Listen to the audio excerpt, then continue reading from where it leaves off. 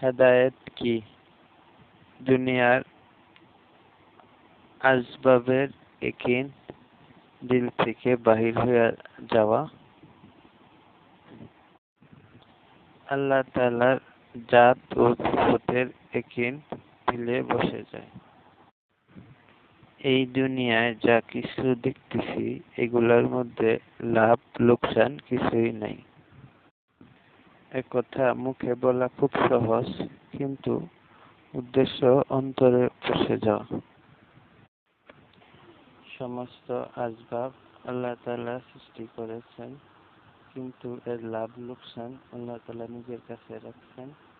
হযরত মুসা আলাইহিস সালামকে দিয়ে আল্লাহ তাআলা প্রমাণ করিয়েছেন। হযরত মুসা আলাইহিস সালামকে জিজ্ঞাসা করলেন যে তোমার হাতে এটা কি? তিনি বলেন এটা লাঠি। বিভিন্ন রকম এর উপকার বলতেছিলেন। তো হঠাৎ আল্লাহ পাকের হুকুমে এটা সাপ হয়ে গেল। অর্থাৎ উনি যে জিনিসকে উপকারী মনে করতেছিলেন ওইটাই অর্থাৎ ক্ষতিকর সাপ হয়ে গেল। আবার সাপকে ক্ষতিকর মনে করে তিনি দৌড় দিতেছিলেন। তা আল্লাহ তাআলা ওই ক্ষতিকর জিনিসকে আবার স্বাভাবিক করে দিয়েছেন। অর্থাৎ কোনো জিনিস উপকারী হবে কিংবা ক্ষতিকর হবে এটা আল্লাহ পাকের হাতে। আল্লাহ পাক যেটা চান সেটাই হবে। আল্লাহ পাক চাইলে আমাদের দৃষ্টিতে ক্ষতিকর জিনিসকে উপকারী বানাইতে পারেন, আমাদের দৃষ্টিতে উপকারী জিনিসকে ক্ষতিকর বানাইতে পারেন।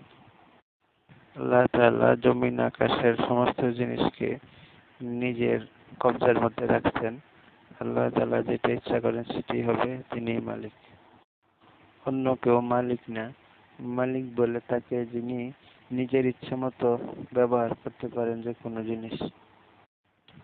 যেমন মানুষ মনে করে সে টাকা পয়সার মালিক, যেখানে ইচ্ছা সেখানে ব্যবহার করতে পারে, কিন্তু না, আসলে যেখানে ইচ্ছা সেখানে সে টাকা ব্যবহার করতে পারে না। প্রকৃত মালিক আল্লাহ তাআলা। আল্লাহ তাআলা প্রত্যেকটা জিনিসের উপর ক্ষমতাশালী। মানুষের উপরও আল্লাহ তাআলা ক্ষমতাশালী। কোনো মানুষ কারো ক্ষতি করতে পারে না, কোনো মানুষ কারো উপকার করতে পারে না। আল্লাহ তাআলা যার ক্ষতি চান তার ক্ষতি আসবাব দিয়ে করান। আল্লাহ তাআলা যার উপকার করতে চান তার উপকারের জন্য আসবাব তৈরি করেন। দুনিয়াতে মানুষ ভালো ভালো খানা খায়, মনে করে এই খানার দ্বারা তার উপকার হবে, কিন্তু অনেক সময় এই খানাই তার ক্ষতির কারণ হয়। সে খানা খায় স্বাস্থ্য ঠিক করতে চাইছিল, কিন্তু অনেক সময় এই খানা খাওয়ার দ্বারা মাধ্যমে আল্লাহ তাআলা তার স্বাস্থ্য আরো নষ্ট করিয়ে দেন। খানা দিয়ে স্বাস্থ্য বাড়ে না, আল্লাহ তাআলা যার স্বাস্থ্য বাড়াইতে চান তার স্বাস্থ্য বাড়ে।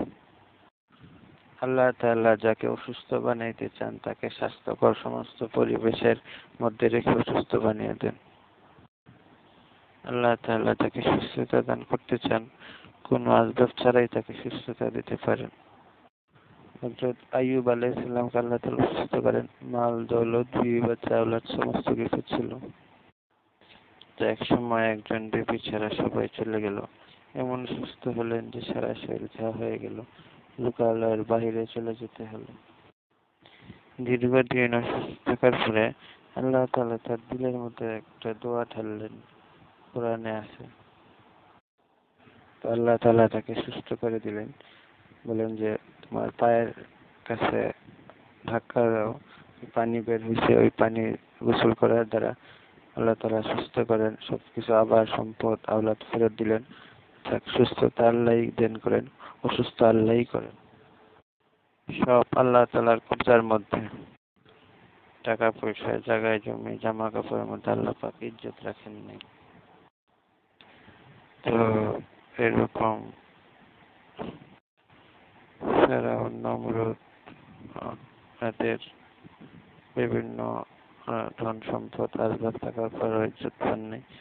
আল্লাহ তাআলা যাকে ইজ্জত দিতে চান কোনো আসবাব ছাড়া ইজ্জত দিতে পারেন।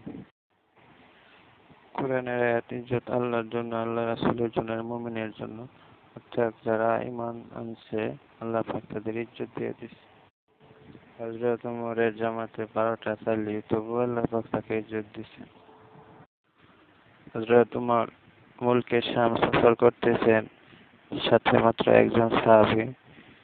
তো রাস্তায় কাদা পড়লো, সেই কাদার মধ্যে উনি ওনার কাপড় একটু উপরে উঠিয়ে ওনার জুতা কাঁধের উপর নিয়ে পার হইতেছেন। ওইখানে যাওয়ার পরে মুসলমানরা ওনাকে দামি এক পোশাক হাদিয়া দিলেন। তো উনি বললেন, এটা ধোও, এটাতে তালি লাগাও। এরপরে উনি পড়লেন, পড়ার সাথে সাথে উনি খুইলা বলতেছেন যে আমার আগের পোশাকটাই দাও, ওইটাই ভালো। এরপরে মুসলমানেরা বলতেছে, হযরত উমরের সওয়ারি ছিল এক গাধা, আর ওইখানে মুসলমানেরা ঘোড়ায় চড়তো। তো তারা বলতেছে, আমিরুল মুমিনিন, আপনি যদি গাধায় চড়ে সওয়ার হন, এটা মানুষ সম্মানের চোখে দেখবে না। তো হযরত উমর বলতেছে, আবু উবাইদা, এই কথা তুমি ছাড়া যদি অন্য কেউ বলতো আমি তাকে শিক্ষামূলক কঠিন শাস্তি দিতাম, তুমি এই কথা বলছো? আরে আমরা কি সুন্দর জামা সুন্দর সওয়ারির কারণে ইজ্জত পাইছি? না, যে আমরা তো আল্লাহকে চিনতাম না, আল্লাহর পরিচয় জানতাম না, আল্লাহর সাথে সম্পর্ক ছিল না। তা আল্লাহ রাসূল আমাদেরকে আল্লাহ পাকের সাথে সম্পর্ক করাইছেন, আমাদের ঈমান আমলের উপর মেহনত করে ঈমান আমল ঠিক করাইছেন। এর কারণে আল্লাহর সাথে সম্পর্ক হওয়ার কারণে আমরা দামি হয়েছি। দুনিয়ার কোনো আসবাবের কারণে আমরা ইজ্জতওয়ালা হই নাই, ইজ্জত একমাত্র আল্লাহর হাতে। প্রত্যেক জামানায় মানুষ সাধারণত দুনিয়ার চিজ আসবাবের উপর ভরসা করে ইয়াকিন করে চলে। এটা হলো গুমরাহির রাস্তা। এই রাস্তা থেকে সরানোর জন্য আল্লাহ তাআলা নবীদেরকে পাঠিয়েছেন। নবীরা মেহনত করে মানুষকে হেদায়েতের রাস্তার উপর উঠাইছেন। হেদায়েতের রাস্তা হলো হয় জমিন আসমানের কোনো জিনিস না মানুষের উপকার করার কোনো ক্ষমতা রাখে, না মানুষের ক্ষতি করার কোনো ক্ষমতা রাখে। এগুলা কিছুই লাভ লোকসান দিতে পারে না, মালিক একমাত্র আল্লাহ। কালেমার হাকিকত হলো সমস্ত জিনিসের ভয় দিল থেকে বাহির করে দাও, সমস্ত জিনিসের আজমত দিল থেকে বাহির করে দাও, সমস্ত জিনিসের আশা, সমস্ত জিনিস থেকে হওয়ার আশা, লাভের আশা দিল থেকে বাহির করে দাও, একমাত্র আল্লাহ থেকে হওয়ার আশা, আল্লাহর আজমত, আল্লাহর ভয় দিলের মধ্যে জায়গা করো। যখন তুমি আগুন দেখো তখন আল্লাহ তাআলার আজমত বয়ান করো, আল্লাহর বড়ত্ব বয়ান করো, বলো আল্লাহু আকবার। এই আগুন ছোট, এই আগুনের কোনো ক্ষমতা নেই, আল্লাহু আকবার, আল্লাহ বড়। দুনিয়ার যে কোনো জিনিস তোমার কাছে বড় মনে হলে তুমি সাথে সাথে বলো আল্লাহ বড়, আল্লাহ আকবার। দিলের মধ্যে যে কোনো জিনিসের বড়ত্ব না বসে আল্লাহর বড়ত্বই বসো। মুয়াজ্জিন যখন বলেন আল্লাহু আকবার, তখন তুমিও বলো আল্লাহু আকবার। আমার ক্ষেত ছোট, আমার ব্যবসা ছোট, আমার দোকান ছোট, আমি যাদেরকে বড় মনে করছি তারাও ছোট, আমার আল্লাহ বড়। যে আমি মনে করতেছি আমার অফিসের বস বলতেছে তুমি নামাজে গেলে তোমার চাকরি নোট করে দিব, বলছে তিনি বড় না আল্লাহ বড়। অ্যাটম বোমা বড় না আল্লাহ বড়। দুনিয়ার বর্তমানে সবচেয়ে শক্তিশালী জিনিস অ্যাটম বোমা, বলে যে না এটা বড় না আল্লাহ বড়। আল্লাহর বড়ত্ব দিলের মধ্যে বসলে তখন মাথার উপর অ্যাটম বোমা পড়লেও সে বলবে আল্লাহ আকবার, আল্লাহ বড়। সে বিচলিত হবে না। মানুষ যখন হেদায়েতের রাস্তায় চলবে না তখন দুনিয়ার যে কোনো জিনিসকে দেখে সে ভয় পাবে। তার থেকে 100 মাইল দূরে অ্যাটম বোমা পড়লে সে ভয় পাবে।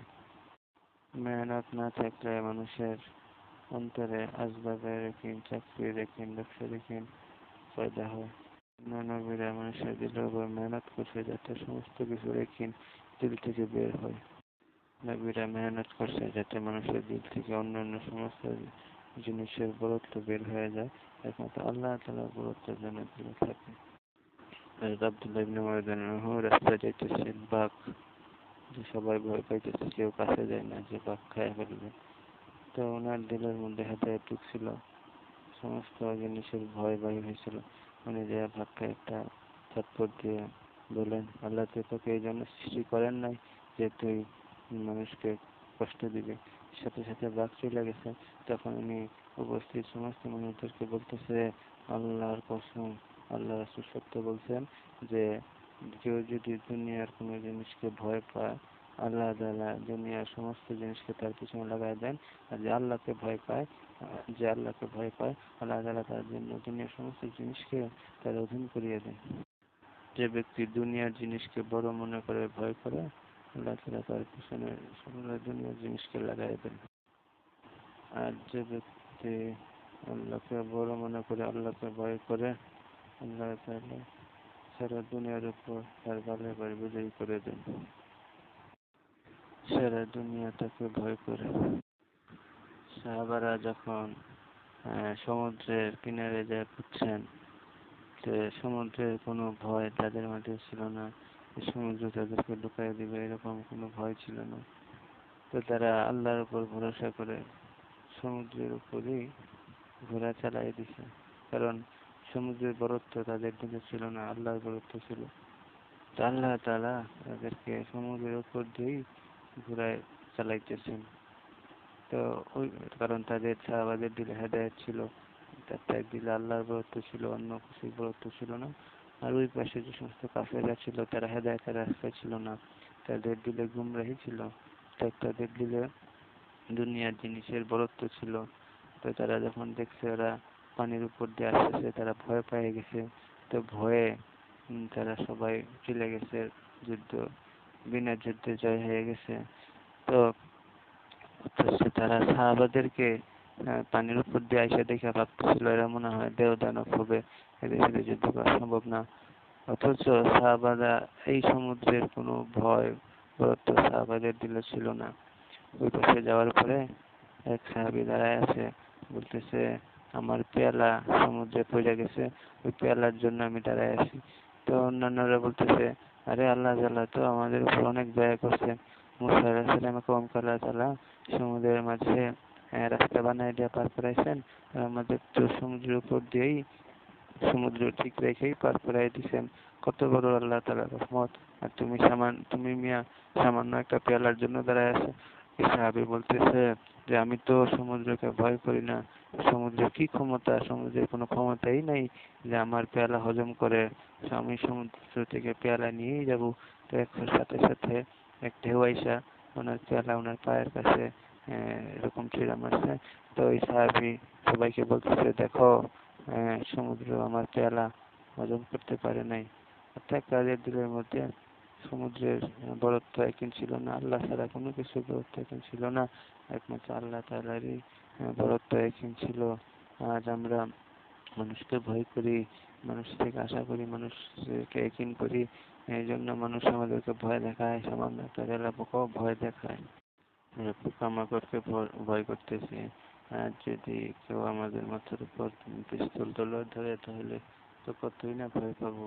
আর একটা জিনিস, সাহাবারা যখন পানির উপর দিয়ে পার হইতেছিলেন, তো তখন তারা এমন নির্ভয় ছিলেন যে তারা আপসে কথা বলতেছিলেন, যেরকম মজলিসে বসে যেরকম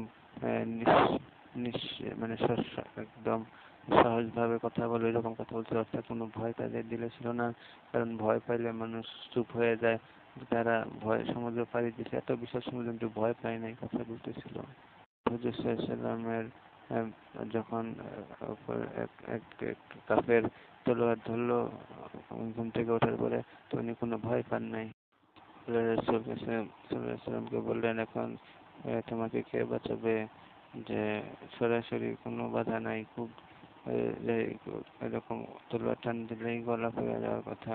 তো আল্লাহ রাসূলের হেদায়েত কত উঁচা দরজা ছিল, আল্লাহ রাসূল তখনও নির্ভয়ে বলছেন আমার আল্লাহ আমাকে বাঁচাবে। হযরত ইব্রাহিম আলাইহিস সালাম ওনাকে যখন আগুনে ফেলা হইতেছিল, ফেরেশতারা বলতেছে সাহায্যের জন্য, তিনি বলতেছে আগুন যেমন তোমরাও এমন, আগুন যেমন আল্লাহর সৃষ্টি মাখলুক তোমরাও আল্লাহর সৃষ্টি মাখলুক,